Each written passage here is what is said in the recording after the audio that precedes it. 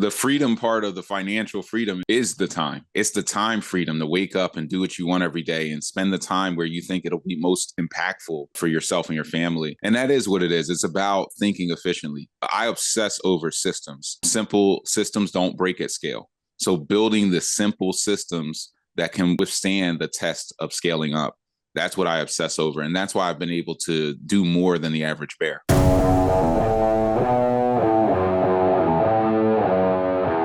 Welcome to the Real Freedom Show, where we inspire you to pursue your passion to gain time and financial freedom through opportunities in real estate. I'm your host, Mike Swenson. Let's get some real freedom together.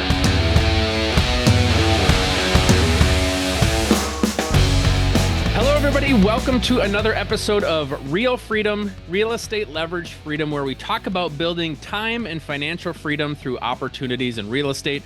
I'm your host, Mike Swenson. If you want to get started on your real estate investing journey, check out our website, freedomthroughrealestate.com. That's freedomthroughrealestate.com. We've got videos, articles, lots of information to help you get started or to take your next step on your real estate investing journey. Today, we are going to be interviewing Brian Grimes. Brian is an Ivy League educated entrepreneur and coach, and you had a background in financial planning, moved over to real estate, doing a lot of it based out of your hometown in Philadelphia, and you've kind of renovated and done the BRRRR strategy on 300 plus rental properties.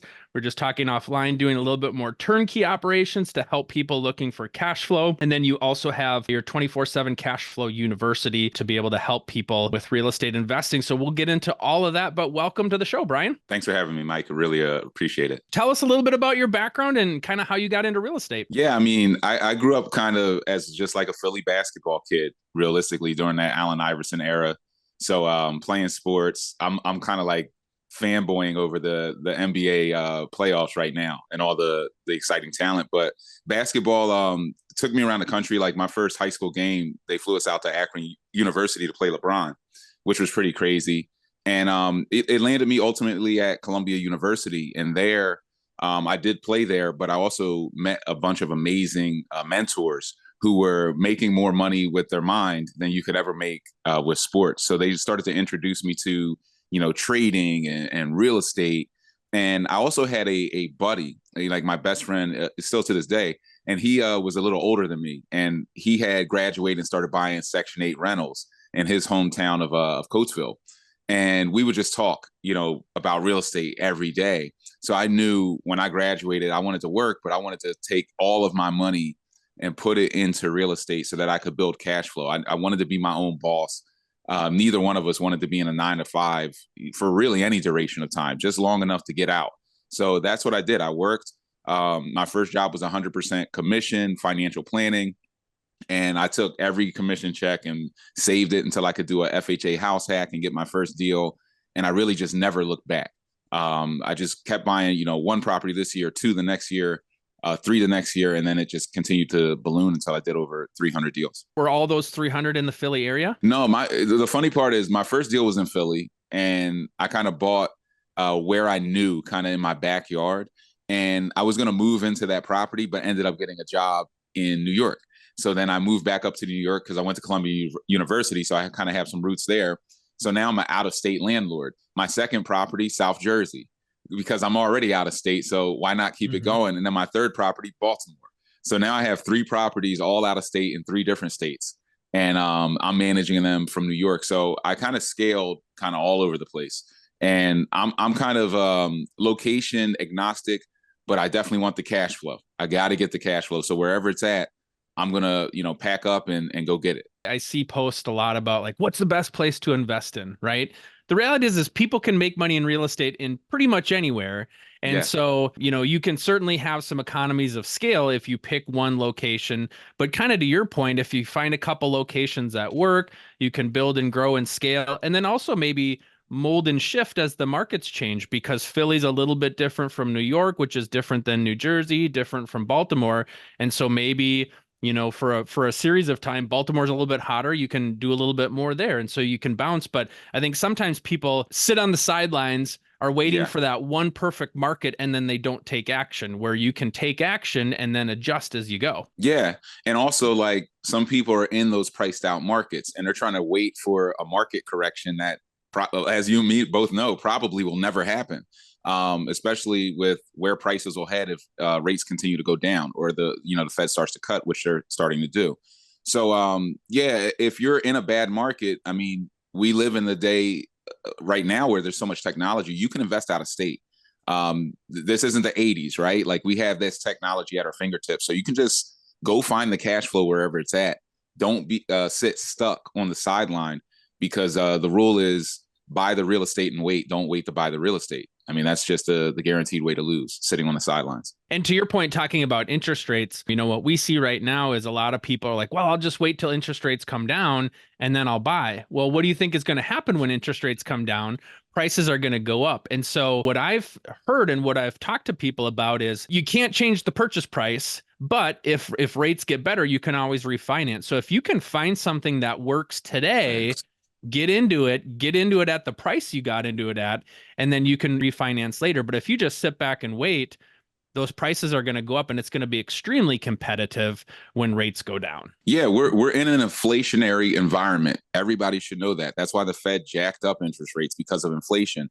During times of inflation, the people who hold assets win because those assets are going to inflate.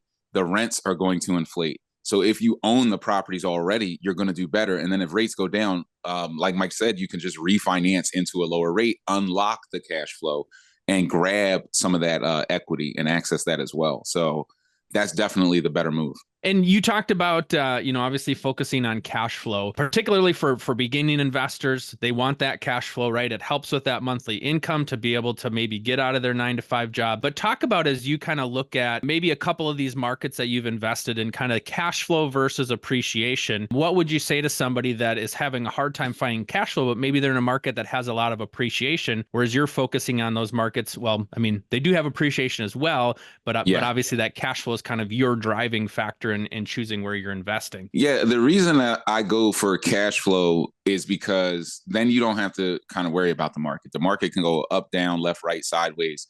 It's still going to cash flow because you're putting this on a fixed mortgage. Your taxes are going up maybe 1% a year, but the rents are going up in some instances 15, 20% a year in some of these years. So they're really offsetting.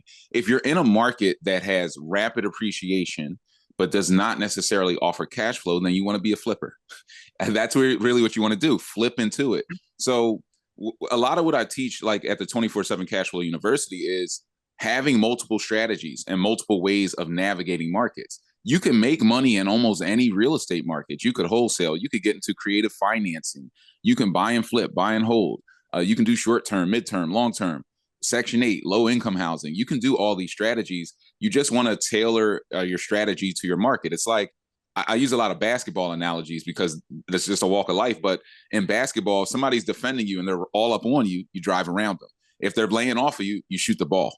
So you kind of react to whatever the market is. So if this is a rapidly appreciating market with no cash flow, flip. If it's a low cost market where you can buy properties really cheap and the taxes are low and you can cash flow, then cash flow and let the appreciation take care of itself. Talk about your ability to scale and grow. For some people, it's like, I got to get that first property, but once I get that first one or that second one or third one, I don't really know how to grow past that. What were some ways or some strategies that you used to be able to scale up to doing 300 of these? Yeah, you won't do it alone is all I can tell you guys. Like, you will not do this alone. I'm not Superman. I have a nice team, a nice sized team. I have a bunch of virtual assistants. If they say sports is 90% mental, 10% physical, real estate's 100% mental. So that's a good thing for you because now you can take all these mental aspects of what you do in a deal and you can program it into virtual assistants and they can do it for you at a lower cost. They can outproduce their cost. You get a virtual assistant before you think you need it. That's the rule of thumb. And if you do that and keep allowing them to outproduce that cost, you're going to get the economy of scale just by having people who are working while you're sleeping, while you're resting, and while you're burning out and trying to recover from that. And what are some of the things that they've been able to do in terms of tasks or projects or kind of areas of focus? I would say the question I'll get is like, well, what should I have them do first? First, you need to find what you love to do. For me, I love to do acquisitions. I love finding profitable deals because you really do make the money on the purchase. So I'm going to have them do some things that I don't like to do. Like if there's any grunt work involved in that, I'm going to have them do that.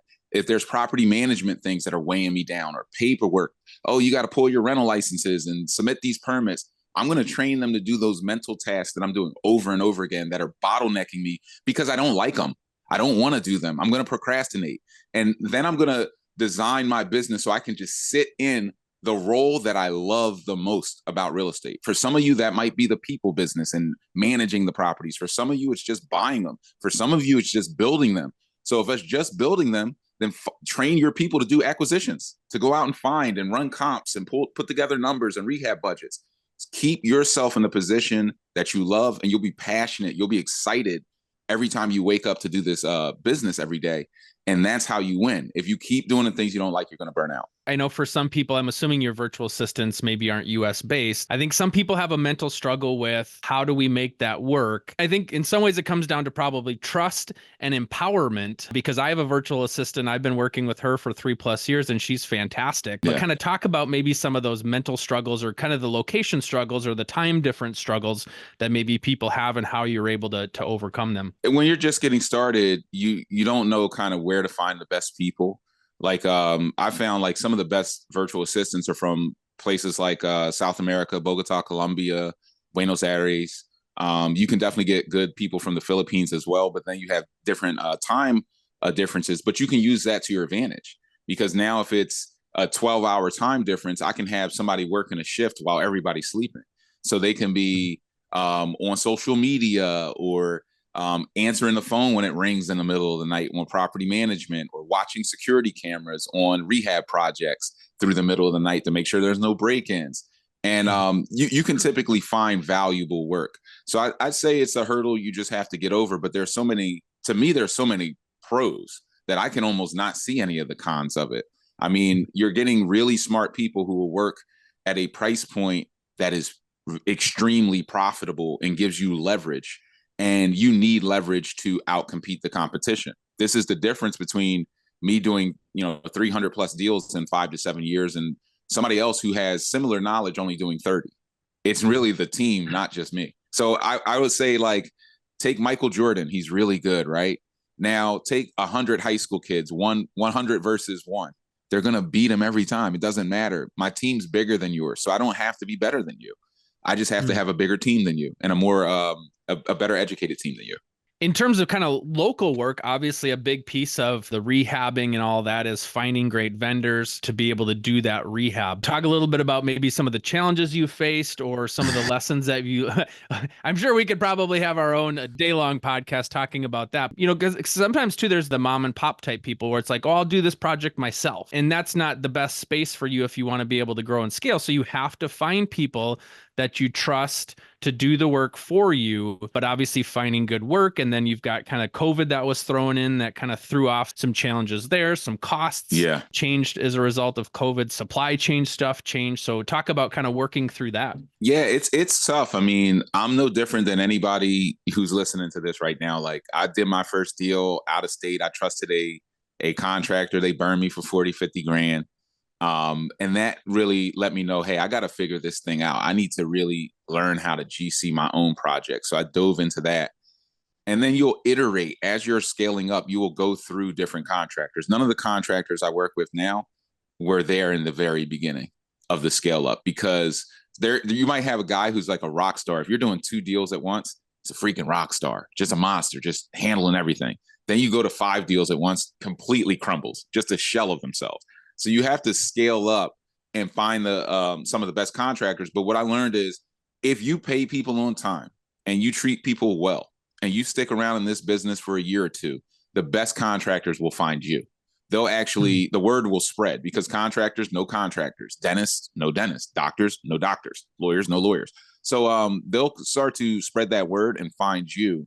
And then before you know it, you'll have really good crews. You'll have another problem, keeping the crews fed, finding enough deals to keep them busy, to keep them engaged and working on your project. So there's different challenges at every level. When you're first getting started, there are certain challenges. And then as you're scaling, you run into a bunch of different issues and bottlenecks. Things like a warehouse would solve some of those supply chain issues. And that was kind of how I solved around some of those things you were talking about. It's just getting your own warehouse and programming it like your own personal Home Depot. Just hearing you talk about handling virtual assistants, navigating crews, going through a bunch of general contractors, and they might think like, that's too much. Like there's so much stress, there's so much problem solving. Like maybe I'll just do something small and keep it simple. But to get to where we want to for our goals, we probably got to be willing to push past those things and work through those challenges. So talk about finding that balance between the opportunity on the other side of the rainbow and needing to go through those challenges and going through those problems to get to that other side. I mean, it's definitely rewarding. What I found, what really helped me was I worked at a startup for about 2 years. That was my last job before I just said, the heck with this, I'm going all in on real estate. So working at that startup, I started off as an employee, I think like 23. It grew to over 500.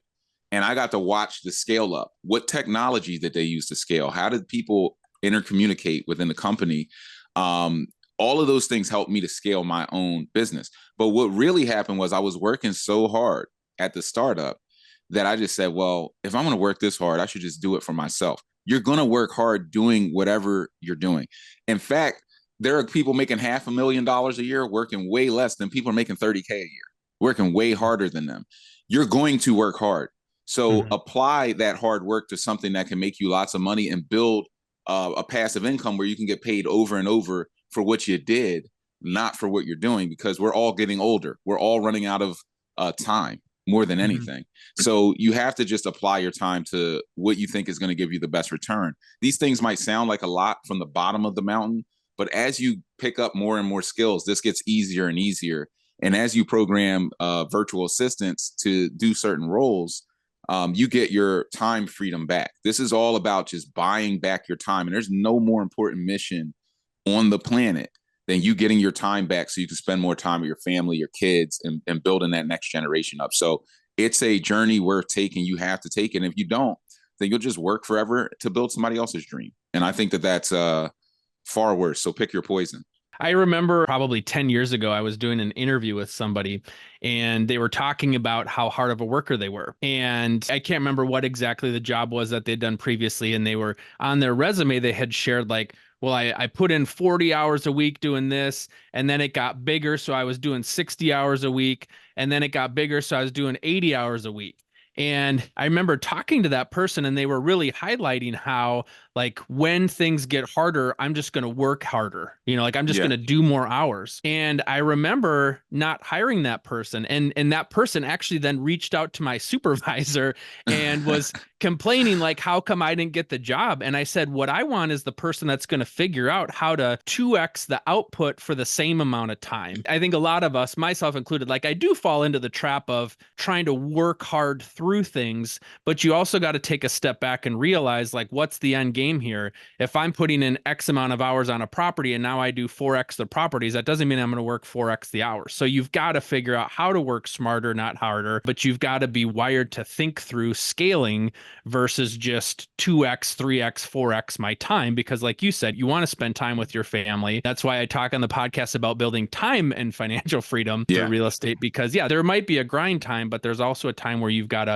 hopefully scale that to where you can enjoy your life. Yeah, the freedom part of the financial freedom is the time. It's the time freedom to wake up and do what you want every day and spend the time where you think it'll be most impactful for yourself and your family. And that is what it is. It's about thinking efficiently. I obsess over systems. Simple systems don't break at scale. So building the simple systems that can withstand the test of scaling up, that's what I obsess over. And that's why I've been able to do more than the average bear. Real estate agents, are you tired of letting the busyness of your real estate business get in the way of your real estate investing goals and your financial future? I'm excited to announce that we've created the Real Freedom Investor Agent Tribe to help you. We've got a ton of content, educational tools to help accelerate your learning curve and get you on the right path to hit your investing goals. We also have a mastermind tribe of people just like you, agents that want to grow their own portfolio and encourage you and cheer you on along the way, as well as some private one-on-one coaching. So go to realfreedom.com, click on the store, you'll see the options there. We're so excited to be able to help you. I've priced it super low so price can't get in the way, but did want to have some skin in the game for you to help with that accountability. So go check it out, realfreedom.com, click on the store. We're excited to connect with you and excited for you to connect with your tribe of real estate agents, investing, trying to build their financial freedom. Talk a little bit about what you're working on now here. You'd mentioned kind of offline about doing some turnkey opportunities, trying to help people that maybe don't have the time to get into real estate themselves. So I'd love to hear what you're working on. Yeah, that's exactly it. As I was, coaching hundreds and hundreds of mentees, I started to see that gap where there were people who wanted to access the benefits of real estate ownership, but they just didn't have the time. And they were successful in their life. They're working and they're making good money. And they're like, look, my wife, if I add real estate to it, like I'm out. She's gone. So I started the Boots on the Ground program, and with that, we do everything for you. So I've pretty much opened up access to my team because I'm so good at building teams, and I have access to over 150 contractors and all these things. In this program, we find, finance, rehab, tenant, and manage the properties for you.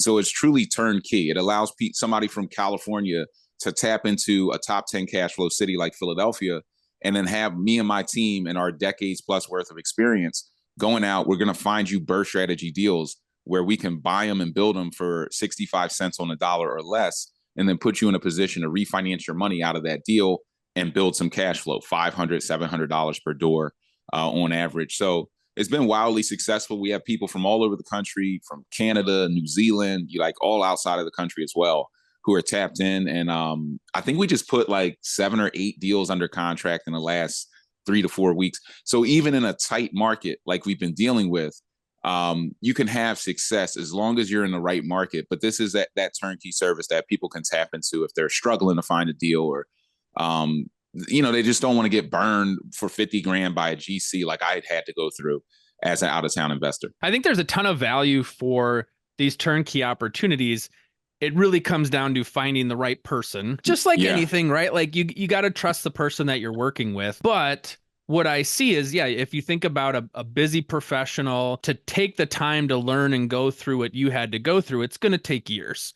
And so you can kind of push that fast forward button through the power of a great relationship to not have to go through the lessons you had to go through. And if they don't even live in the area, it's going to make it even harder. And so, you get a chance to kind of win in both regards. You get all of your value, all of your learnings that you've had, and you don't have to go through those struggles, and you can just kind of push the button and get the future opportunity from that right away versus having to go through those couple of years. And so it's kind of a best of both worlds. And then, like I said, it just comes down to finding the right person that you really trust, that knows what they're doing. But for that busy professional, you can just pass all the initial struggles by doing a turnkey opportunity like what you've got going on. Yeah. And you and I both know the real value is in being the owner, is in owning, the property. So if you can get set up and have access to really a multi-million-dollar organization worth of leverage, leasing agents, realtors,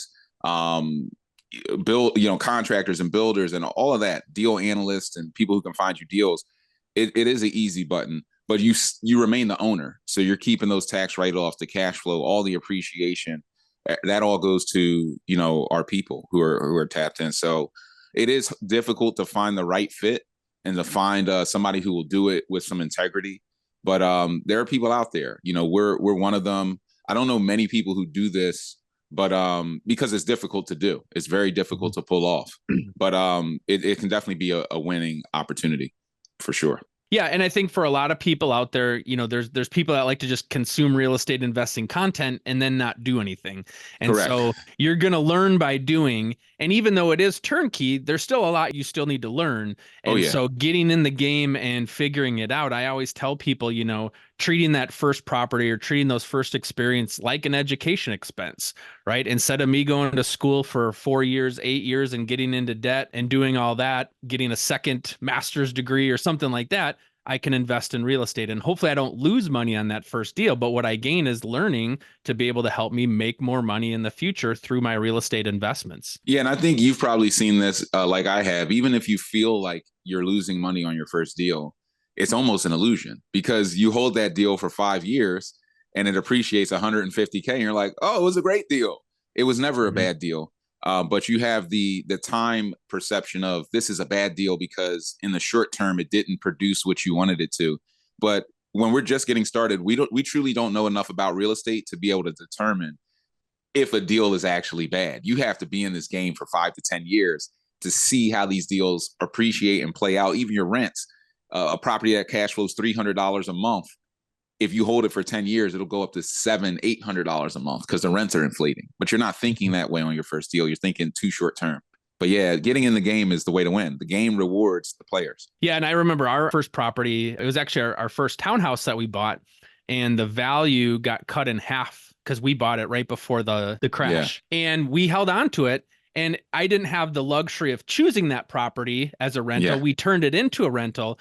And I think we were maybe about $100 a month, maybe cash flow negative at that time. But then I looked at my mortgage statement every month. I looked at my taxes at the end of the year. And then eventually the value started to turn. And then we did a refinance from a 30-year into a 20-year. And so more principal was coming off every month. And at the end of the day, it turned into a good story. However, at the time, you don't necessarily see that year one, month one, but over time, and that's the beauty of being in real estate is, yeah, time's going to heal a lot of those pains that you might feel early on. And then it's just going to typically get better and better as you see more appreciation, more rent growth, all that stuff works in your favor. Yeah. And the tax write-offs you were getting, while you held it, you're getting tax deductions, tax losses that also have a monetary value that we just don't know how to value as new investors. We just don't get it yet. Well, thank you so much, Brian, for coming on and sharing. For people that want to reach out to you and learn more about what you're doing, how can they do that? You can find me on YouTube, Brian Loves Cash Flow. It's easy to remember because I love cash flow. So Brian Loves Cash Flow on YouTube.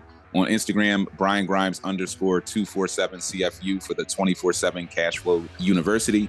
And then we have a free training on www.workwithgrimes.com /cashflow, workwithgrimes.com /cashflow. It's a free training. It'll show you how to acquire properties for pennies on the dollar all across the country. You don't want to miss out on that free offer. Well, thank you so much for coming on and sharing your story. It's exciting to hear, and best of luck in the future.